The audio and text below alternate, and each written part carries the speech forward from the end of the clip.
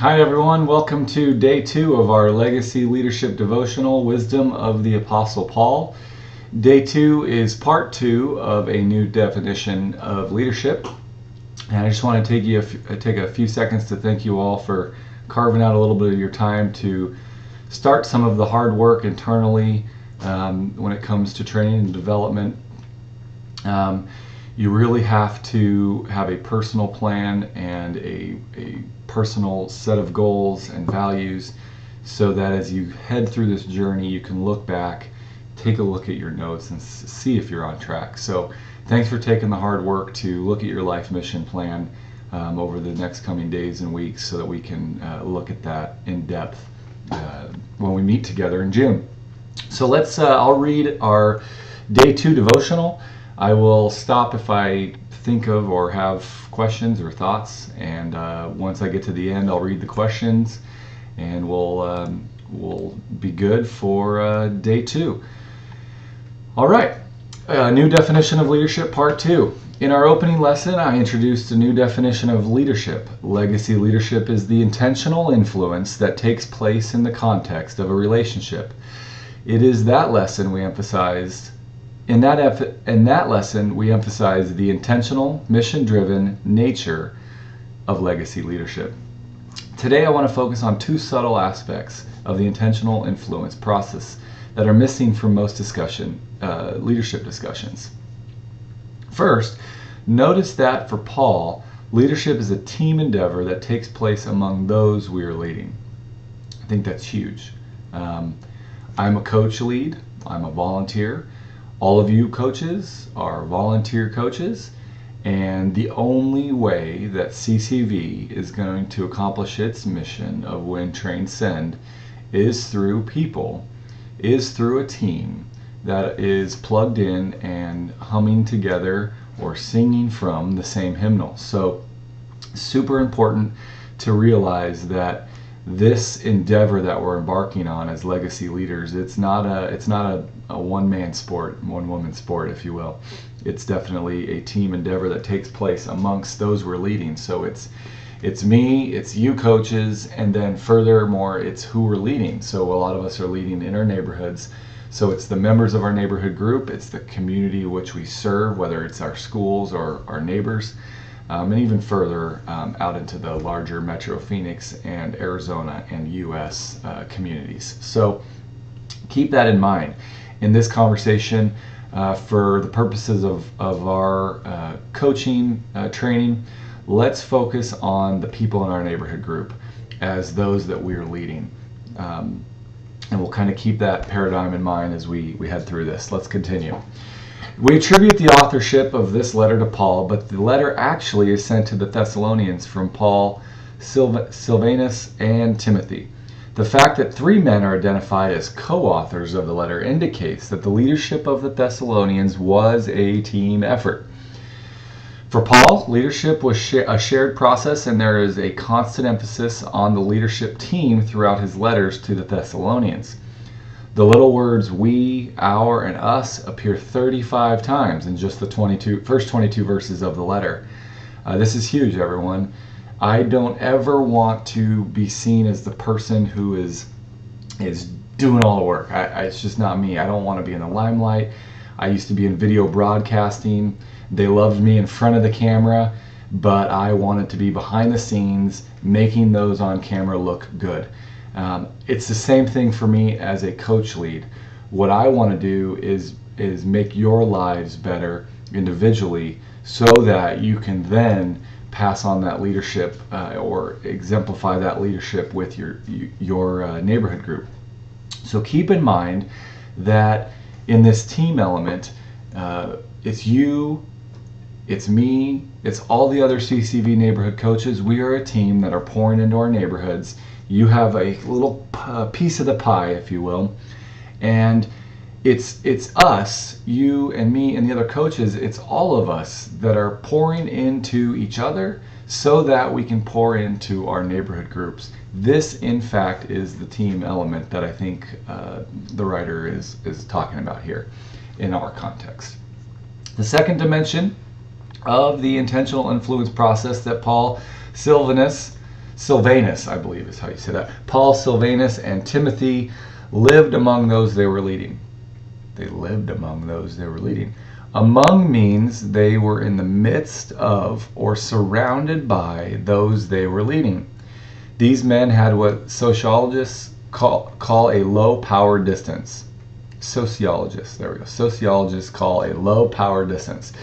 They did not allow their position, rank, or title to create a barrier between them and their followers. Paul often reminded his followers of how they had lived among them. So we're living amongst our neighborhood group leaders. We participate in life together. We participate in serving together at church. So we have a pretty low power distance in the kind of as this paragraph speaks to. The other thing that I think is critical, they did not allow their position, rank, or title to create a barrier between them and their followers.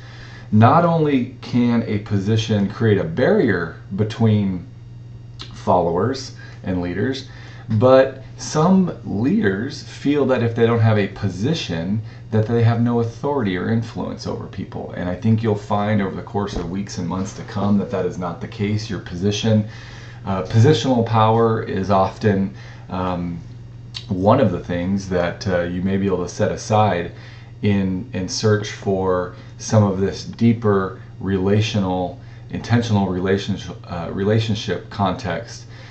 Because once you have followers that like you, once you have followers that want to follow you and want to take your model and send it downstream, your position at that point doesn't really matter. You're making the influence.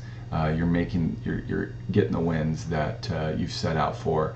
So it's really important. Don't let your position, rank, or title get in the way as a barrier, but don't let it stop you either. So two things there.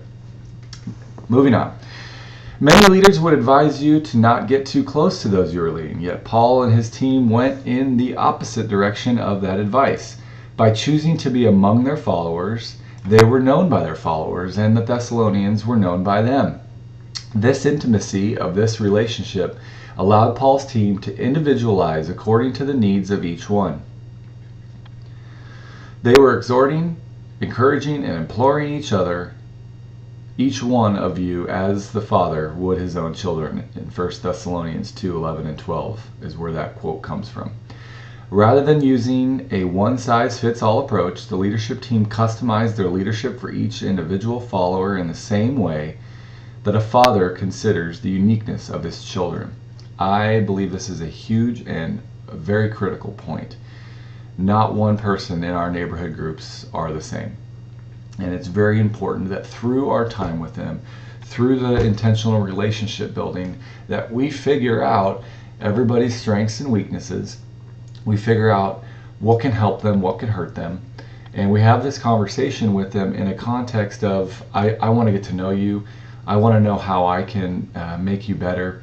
Not that you're bad, that's not what that phrase means, but make you better, help you take that next step, whether it's in your faith walk, whether it's maybe even something at work that your leadership and your work could help them and guide them in their work. So keep in mind that it's tailored. Every single person needs a intentional relationship which can yield some fruit that's based on that person. I can't paint a broad brush and give you or come up with one way to work with every single person in your group that's going to yield awesome next steps, baptisms and giving and serving. I can't give a broad brush that's going to help you do that. But I can point to lessons like this, which say, if you're intentional about creating a relationship with them, your influence will go so much further. And as a team, what we're trying to do is grow together so we can grow others. And then you add this piece in. We don't have a one-size-fits-all approach, so it goes right back to the one-on-one, figuring out what makes people tick and how can we help them improve.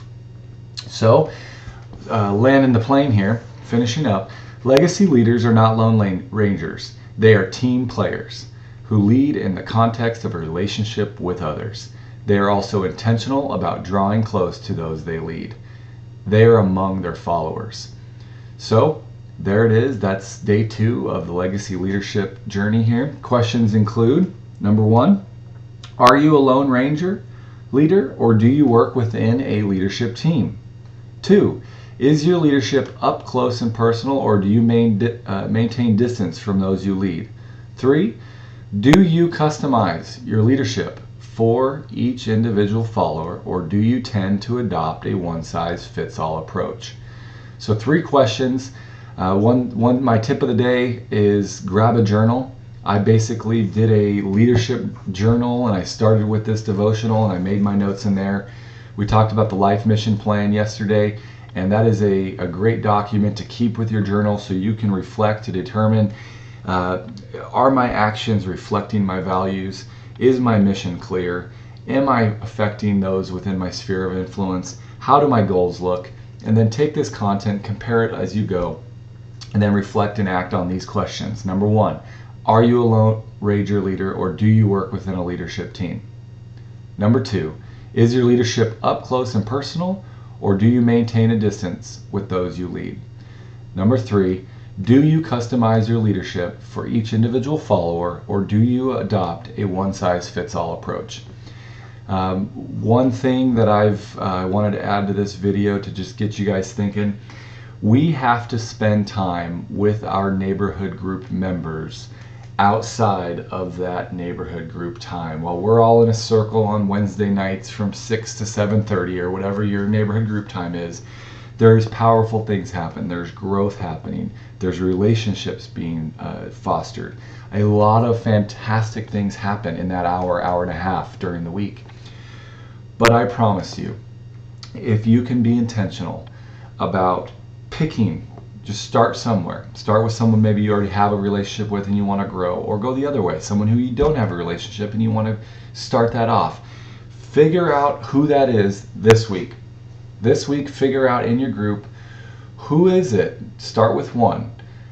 Who is it maybe I need to spend more time with and get to know them better so that I can find out where they're at in their journey and what they need to get better. You're not going to get all of this in the hour and a half session of neighborhood groups. So some ideas for you guys.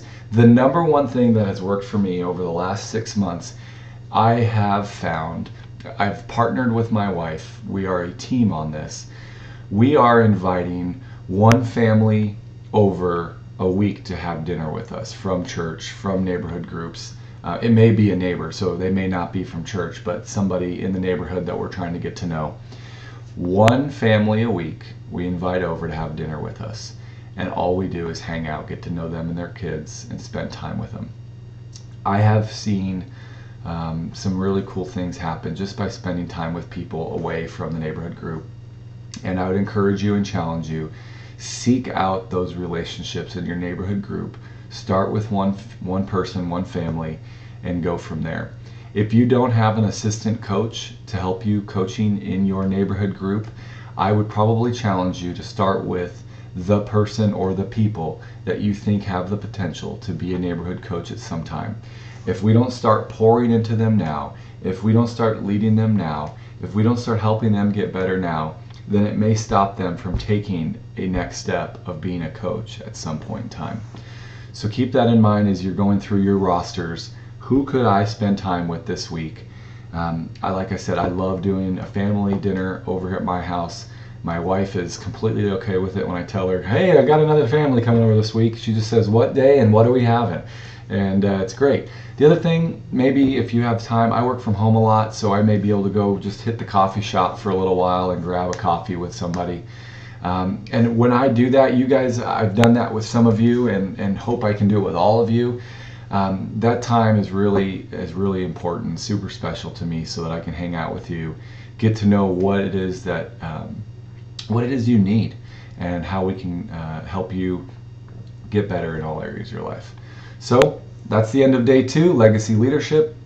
Take a look at those questions, reflect on these, and I promise you'll start to, over these next 30 days, you'll start to see some stirring in your heart or feel some stirring in your heart, whether it's people that God wants you to influence or a new direction that God wants you to go personally, or maybe it's just your neighborhood group, taking your neighborhood group to the next level.